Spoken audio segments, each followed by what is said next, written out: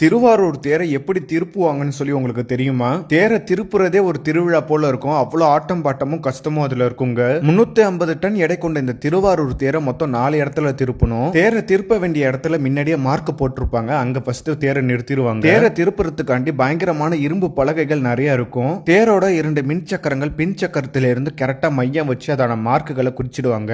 Mark பண்ண இடத்துல கரெக்டா இரும்பு பலகையை போட்டுட்டு அதுக்கு மேலதான் தேரை திருப்புற போல பிளான் பண்ணுவாங்க. இதை செய்யறது அங்க நிறைய டீம் இருக்காங்க. இவங்க எல்லாருமே திருவாரூர் மண்காரங்க. ஒரு ஆன்மீகமான தேரை அறிவியல் முறைப்படி இங்க செய்யறத நீங்க பார்க்கலாம். இந்த திருவாரூர் தேரை கூட நிறைய பேர் பார்த்திருப்பீங்க. ஆனா இந்த காட்சியை யாருமே பார்த்திருக்க மாட்டீங்க. அதால வீடியோ பார்க்கறவங்க எல்லாருக்குமே ஷேர் பண்ணி விடுங்க. தேர் இப்ப வலதுபுறமா தான் திரும்பி நிறுத்தணும். அதனால இடதுபுற மின்சக்கரத்திலையும் வலதுபுற மின்சக்கரத்திலையும் தான் இந்த பலகை போடுவாங்க. இந்த இரும்பு பலகைகளை அரைவட்டமா தான் வைப்பாங்க. ஒரு பலகை மீது இன்னொரு பலகை இருக்கும். இதெல்லாம் கரெக்டா கண்காணித்து சரியா பண்ணணும். இல்லைன்னா கொஞ்சம் சொதப்பிடும். ஒவ்வொரு வளைவிலையும் அரை மணி நேரத்துல இருந்து 1 மணி நேரம் வரை இந்த வேலை செய்ய ஆகலாம். இப்ப பலகையை சரியா பண்ணிட்டாங்க. இப்ப தப்பு அடிச்சு அந்த பலகை மேல தேரை கரெக்டா நிறுத்தணும். தேரை இரும்பு பலகை மேல நிறுத்தி முட்டுக்கட்டை போட்டுட்டாங்க. இப்ப வடத்தை எல்லாம் வலது பக்கமா எடுத்துட்டு போகணும். இந்த திருவாரூர் வடம் மொத்தம் 4ங்க. ஒவ்வொரு வடத்திலையும் 500 இருந்து 1000 மக்கள் தேர் இழுப்பாங்க. இப்ப தேரோட 2 சக்கரமும் இரும்பு பலகை மேல நிறுத்தியாச்சு. இப்ப இரும்பு பலகையில தேர் சக்கரம் வழுக்கிட்டு போக அதுல கிரீஸ் மட்டும் விளக்கெண்ண தடவணும். வழவழப்பு இருக்கிறதால தேர் சக்கரத்துக்கு பெருசா டேமேஜ் ஆகாதுங்க.